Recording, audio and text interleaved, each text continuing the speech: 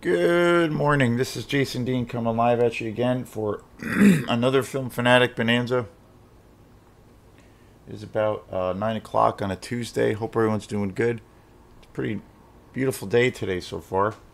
The weather has actually been pretty nice.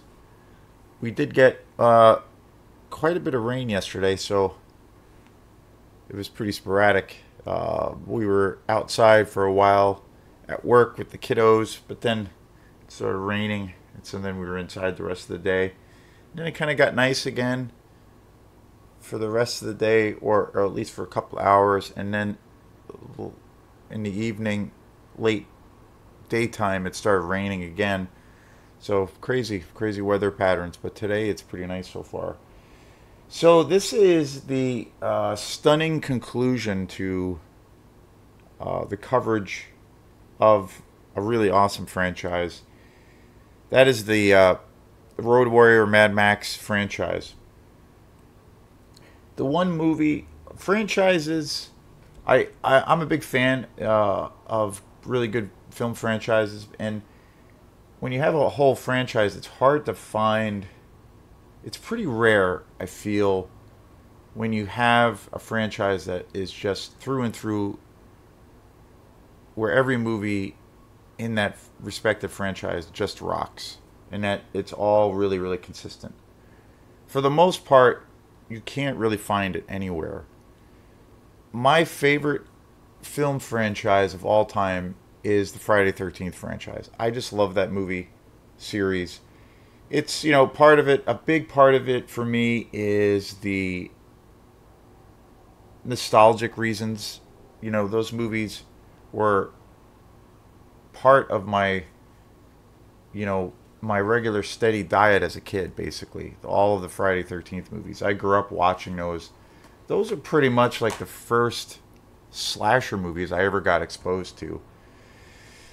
And, they're all, I think, for what they're worth, for what they do, the purpose that they serve, and the audience that they, are made for, the people who love those films, the people who pay the money to to to buy all the merchandise and to see those films. I think for the most part, people get what they get what they want, and they're they're just great. They're super cheesy, they're super schlocky, but I love them. I just think they're great, and I think each one is kind of its own thing to a degree for what the franchise is. I did a big show on all of the Friday the 13th movies last year, and I covered every movie in the franchise. I have this really big box set, Blu-ray edition of all of the movies, and I just love that. And I watch that box set quite a bit. I watch it fairly often for it being such a massive box set. I will watch those movies quite a bit, and again, the thing that I love about doing this kind of a series where I cover a franchise, it's I what I end up doing is I try to watch most of those movies, most of the movies that I'm going to cover. I try to watch them in succession, and for me, it's a big surprise. Big surprise. One of the biggest ones for me, I did cover a coverage of the Star Wars films, the newer ones that had come out in the last few years. And I watched pretty much the newer films that came out starting with The Force Awakens. And I watched them, the next three, The Last Jedi, The Rise of Skywalker, and I watched the two spin-off movies, Rogue One, and I believe, yeah, just Rogue One. And I had an entirely different reaction this time around watching those films, especially watching them in succession. It was really weird, but good. But I came away overly, being pretty disappointed with those films and not liking them as much. Especially, I was a big fan of Force Awakens when that came out.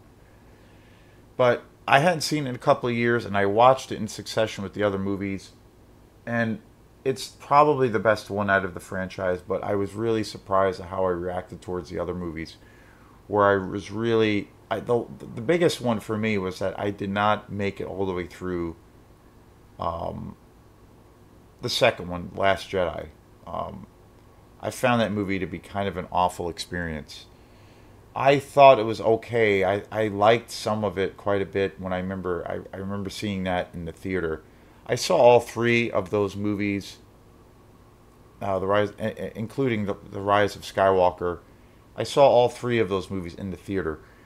My first reaction when I remember going to see the last one, The Rise of Skywalker, I was really disappointed with that movie. I thought that movie was a mess, and I felt they were trying to appease too many people, and they were also it wasn't sticking with the storyline of what they were setting up in previous films, and they were trying to reinvent themselves all the time, and it felt like they were scrambling, to like tie everything together, and it was this really bloated and all over the place. So it was really interesting watching those movies in that regard. Uh, Outside of the Friday the 13th movies, the Friday the 13th franchise, my favorite franchise, which I think overall is probably the best one, realistically, is the Purge franchise. I think that those movies are just so spectacular. The other thing I think is so awesome about those movies as a franchise is how I actually think they get better as time goes by. Each movie is better. It gets better and better. I will, unfortunately, I only own a couple of those films. I need to buy the set. I love all those movies to death. I need to get them, but I think that the Purge franchise is overall probably the best horror, franchise around, outside of the Friday the 13th, which is a very different, more of a slasher, campier kind of a thing. But on a franchise in the horror genre, and I do consider it horror, even though it has other elements, a movie that has a little more of a serious tone to it, or a series of movies that have a little bit more of a serious tone. I think the Purge films is probably the most consistent. All the other franchises, it's kind of all over the place. There's really great movies in each respective franchise, including the Friday 13th franchise. There's some really great films in that franchise. The first two being, masterpieces.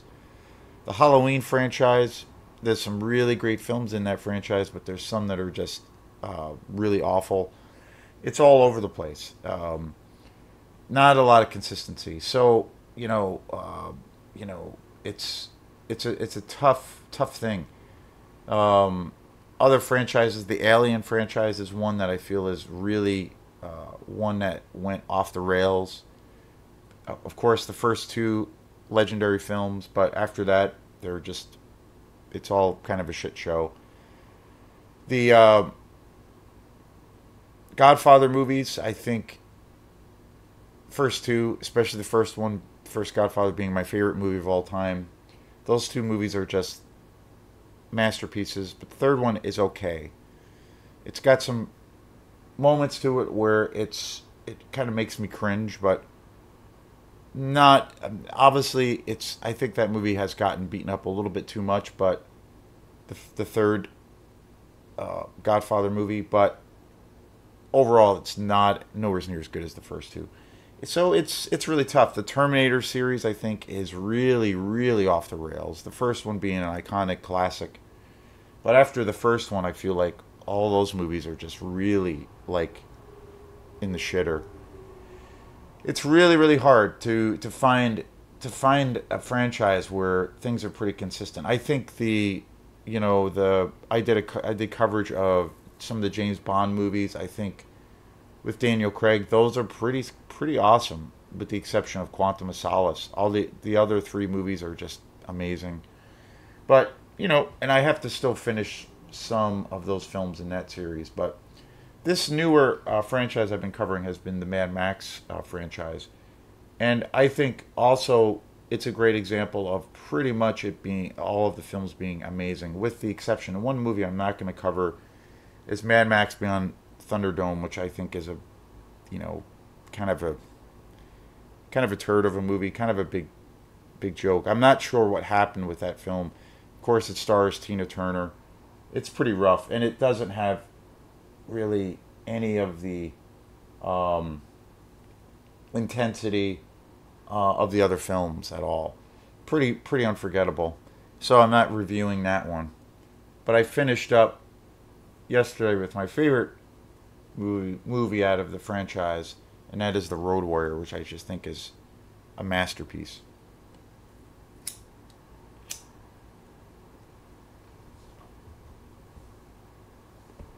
And today's show, this is the final one. This movie I also think is just jaw dropping, and that is Mad Max Fury Road. This is the only movie in the Mad Max franchise that I have on Blu-ray, which is crazy. I don't own. I only own Mad Max the original. I own that on DVD. I have a really good copy of it, but I don't have it on Blu-ray for some reason. I just don't. I don't know why, but I need to buy it. It's a pretty good edition that I have. The one thing that's really terrible is The Road Warrior, which was the movie that introduced me to this franchise. I only have that on VHS, which is terrible. And it's a pretty good copy, but it's VHS. I really need to buy that on Blu-ray 4K, but I have not been able. I haven't had any luck finding a good edition of that movie, which I have no idea. But when I saw Mad Max Fury Road, I saw that it came out in 2015, which is hard to believe. I saw Mad Max Fury Road in the theater, and I was just beyond blown away by how incredible of a movie that is.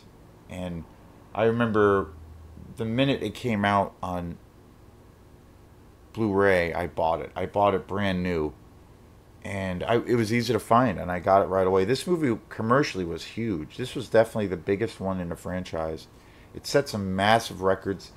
Of course, it stars Charlize Theron, who is just spectacular, and of course Tom Hardy, who takes over the role of Mad Max. But my God, this movie just sets the bar so incredibly high in terms of the action and just the story, but the action itself is just jaw-dropping. This edition of this film on Blu-ray is amazing. Like it's probably one of the best movies that I have on Blu-ray, and probably one of the best like home watching experiences. I saw this in the theater. Again, it was completely jaw-dropping. But I almost think watching this at home, because I have a pretty good system, home entertainment system, man cave, and watching this on Blu-ray, it's beyond amazing. It truly is. The picture, the sound, the soundtrack. Just so damn good. And it's hard to believe this movie came out in 2015 already. It feels like it came out yesterday. Of course, it was directed by George Miller. It's been announced too. There's going to be another Mad Max movie, which will be Furioso, who Charlize Theron plays, who is just amazing in this movie, just so badass. There's going to be a movie centered on her character that's going to be coming out, and it was shot last summer. I have no idea when it's coming out though, but very much looking forward to that. This film also introduces an amazing new villain, the Humongous, who was the lead villain in The Road Warrior. Overall, is probably, I don't know, aside from the Joker, probably, and the obvious Darth Vader choice, but I think the Humongous from The Road Warrior is probably overall my favorite villain of all time. I just think he is the most badass guy ever on the big screen. But the villain in Fury Road, played by Hugh Keys Byrne, Immortal Joe, is amazing. Like really, really amazing. He's just incredible. He kind of at times he's so awesome on the big screen. He kind of rivals the Humongous. But Immortal Joe, I mean, the whole design of his whole of his look as this character, and everything on his dialogue, the way he comes across, his presence is just so menacing and just so badass. I think one of the greatest villains ever. And like again, the action sequences in this film are just beyond anything. And the cast is fabulous. Zoe Kravitz is in this. She's amazing. She was in the more recent Batman movie as Catwoman, and she's amazing. Zoe Kravitz is of course Lenny Kravitz's daughter, but she's awesome. She's got it. She's got the she's got that magic as an actress. I think she can do anything. Courtney Eaton, Riley Keough is in this film. Nicholas Hoult, who is another amazing actor who just did a movie called The Menu recently, which is such a great movie. One of the better, or one of the best, if not the best, horror movie I've seen / black comedy in recent time. Just an amazing movie. But he is such a great actor. He is so diverse. He was also in Renfield, and he was awesome in that. Just such a diverse. He's an actor with such a diverse ability that he can really do anything. I think he's a true actor, and he's a true chameleon. But yeah, just spectacular. The other thing that is so awesome about this Blu-ray edition is the special features. There's hours of special features on here. Just incredible. And the way this film was shot, the way George Miller shot this film is really interesting, because in the height of like where technology is these days, he still did a lot, most of the shots in here, like there is CGI and there are computer graphics, but he pretty much shot about 90% or more, 95% I'd say. Most of the stunt work and most of the film itself was all shot in camera and using practical effects. So real, which harkens back to the original films where everything was shot in camera, and it was, what they were going through to make this, what they went through as filmmakers to make it happen was incredibly dangerous. And they basically shot Fury Road the same exact way. So they really go into detail on this in the special features about the stunt work and how they were able to pull off all of this stuff, and it's pretty spectacular, because everything that you're seeing is pretty much real, and it just adds this level of intensity and grittiness that is so completely insane. And Junkie XL does the soundtrack. Junkie XL is a electronic music artist who has been around for many years. His biggest thing was probably the music that he did for the original Matrix, which is spectacular. But he also did the music for Fury Road, and it's incredible. It's like one of the coolest music scores I think I've ever heard, because it has like traditional and it's also very contemporary, because it has an orchestral kind of background or backdrop or tapestry, but it also has his background. Junkie XL is electronic music, so it has a huge electronic music kind of vibe to it, and it's just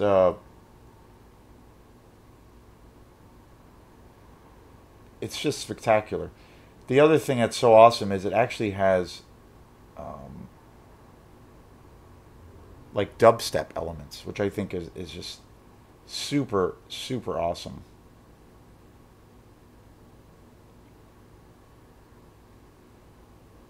Yeah, and Junkie XL again. He's been a figure in the electronic music world for a very very long time. And again, his big break was the Matrix, the first one. But this is just an incredible. It's even better, I think, the music.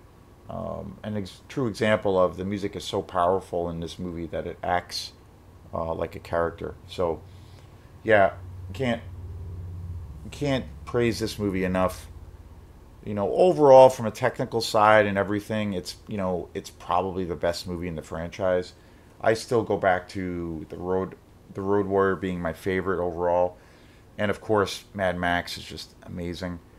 Um, the other thing that I love about Fury Road is, I mean, the production and the budget is so high, but yet it still feels really raw. It feels really gritty. It feels really dirty. And to me, it just really brings you back to how these movies started, especially with Mad Max and the Road Warrior, where everything is down and dirty, and it's like they're just going for it. And those movies, the budget, especially uh, Mad Max, was pretty minuscule compared to Fury Road. But that's the genius of George Miller, was that he was able to retain that grittiness even though he had a massive massive budget. So that's testimony to an incredible filmmaker to to retain those ingredients that make those films so damn good. So this is Jason Dean. So definitely this is the a movie to check out if you haven't seen it, but probably have. Uh, a really great franchise, with the exception of Mad Max Beyond Thunderdome with Tina Turner, which I'm not going to cover. So, but thanks again, and we will see you next time. Peace.